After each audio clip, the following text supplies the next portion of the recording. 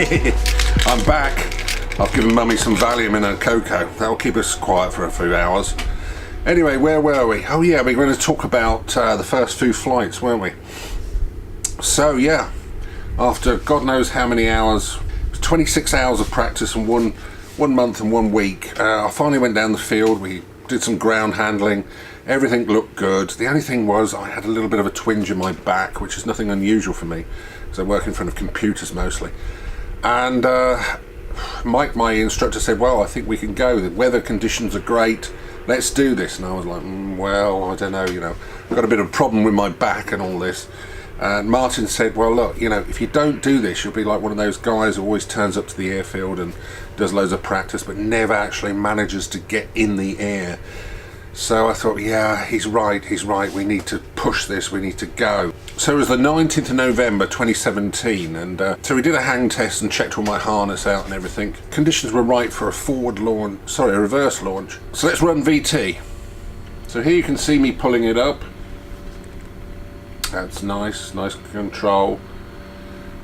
Walking backwards at this point, for some reason I seem to, this has been my problem for a long time, I seem to like looking at the wing, so I'm daydreaming here and now deciding possibly, oh yeah, and there we go, we've turned around and off we go. And of course Mike is, Chilli is talking to me through comms here, so I'm just making sure everything's correct and lacking a little bit of oomph and go there. Come on boy, come on. So I've now got the instruction to give it all throttle and maybe sat down a little bit early there. And off we go. But at this point I started to freeze because Chilli was saying, give it more throttle. And I just remember sort of sitting there looking at my throttle, and this is a fake throttle I made sometime later practice, we'll talk about that in a minute. But I just remember looking at the throttle thinking, I need to give it more power. And then all of a sudden was the power lines looming, and I thought, I've got to squeeze it to give it more throttle, get more altitude over these power lines. And eventually I managed to gain the confidence really to push that throttle and get up. But also, I'd also introduced a bad habit when I was training.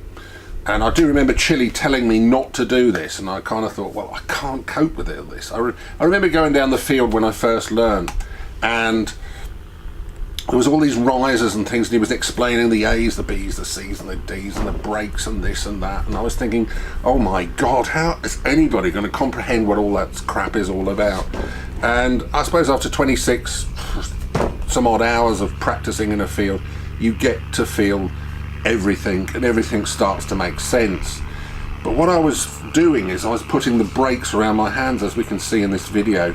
And as I pulled the wing up, I was then slipping them into my hands.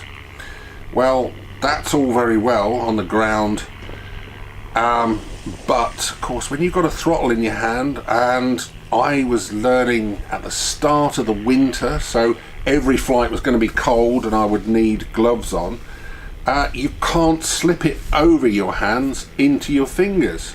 You need to hold the brakes in this part of the hand, and you can see in this video here I'm demonstrating how later on I moved on to holding the brakes in these fingers and then the throttle, and then bringing up on the A's to bring the wing up.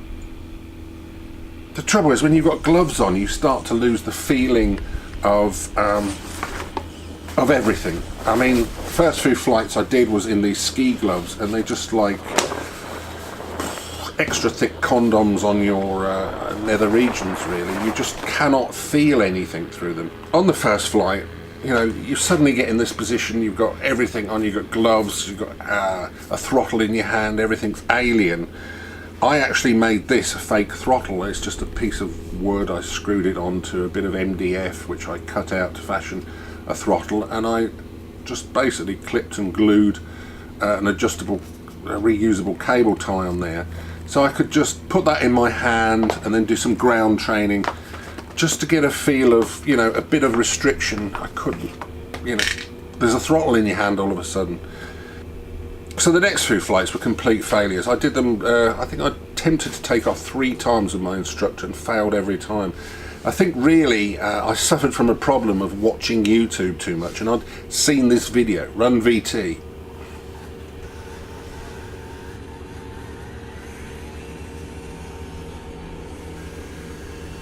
Now you see this guy here, he's just given it too much. He's got too much torque, and he just crashed into a pile of cars. I mean, why anybody would take off when there's a load of cars in front of them, it really is beyond me.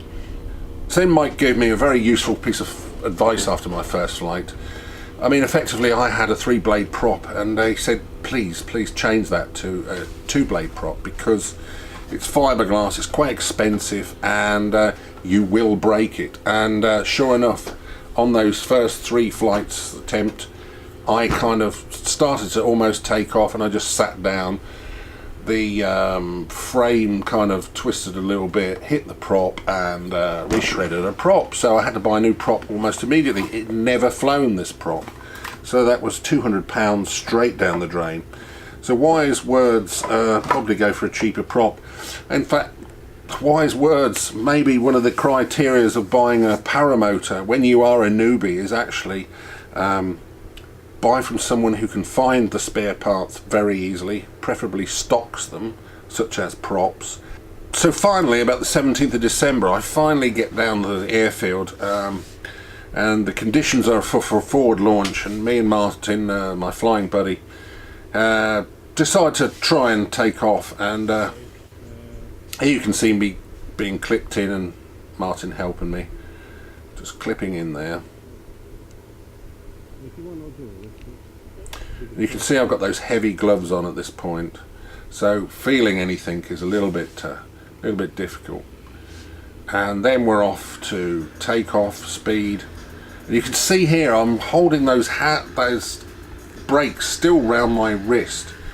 Big no-no, that. Indeed, I saw another learner pilot doing exactly the same just recently. He corrected it before, you know, going this far. I don't know quite how I did this. In fact, in a minute you'll probably see me cross over and try and put the brakes correctly in my hand. I don't know what I was doing with the left hand brake. So I did 8 circuits here. This was, like I say, the second flight. I shan't show you the landing because it's pretty awful.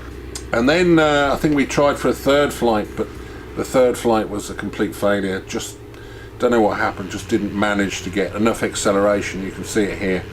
The wing came up nicely, and I ran across the field, and I basically ran out of field. I don't know what happened.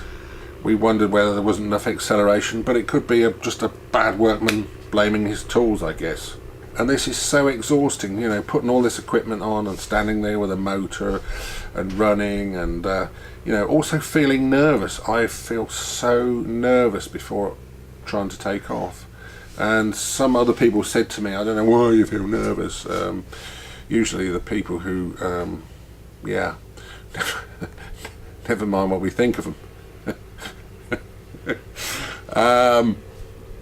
But you know, I think nerves, if your brain works, then surely you're going to feel nervous. It's not natural. Like the first flight, you know, you're suddenly up there, and you're looking down, and you're basically hanging from a dining room chair, and what do you hesitate God, there's for? nothing between you and the outside world. It's not like a normal aeroplane where you've got dials and a chair and a stick in your hand and possibly a heater and all the rest of it, windscreen wipers and a windscreen. It's like being in a car, you know, you can drive along. To a cyclist, the poor cyclist is out in the open. There's different perspective completely. In conclusion, what did we learn? I suppose my first few flights, I was scared of the throttle. I probably haven't seen YouTube videos of crashes. So I suppose that brings you to a good point. Don't believe everything you see on YouTube. Certainly there's a lot of shouty people who do super things, who claim to be this, that and the other, and while they're quite capable themselves, I don't know what to believe of what they say. So you have to take everything with a little bit of a pinch of salt. Certainly my fake throttle helped me. I was learning at a bad time of the year, really. You know, summer would be ideal, where you don't have any gloves, you don't have that problem of feeling, you know, you don't have a condom on your hand effectively blocking every finger feeling within your hands. It really did feel strange flying with gloves on. Later on also, in fact I didn't mention this, these gloves, they do actually attach to your hand like this, and I put some elastic round there and I effectively attached them to my hands, took off bare hands, and then got up to about 1,000 feet, and that takes some doing, getting the confidence to let go of them brakes and stow them and put your gloves on at the same time, because nothing's really going to happen to you because you're dangling from a parachute. You're only gliding down, you know, as long as there's no massive air traffic around you. You don't want to hit anything, of course, but and proper instruction, of course. So in the next video I'm going to talk about Flight 4, which was a fantastic flight, about an hour and a half in the sky. I gained so much confidence on that flight, but unfortunately I smashed into the clubhouse on the way home and nearly broke my leg.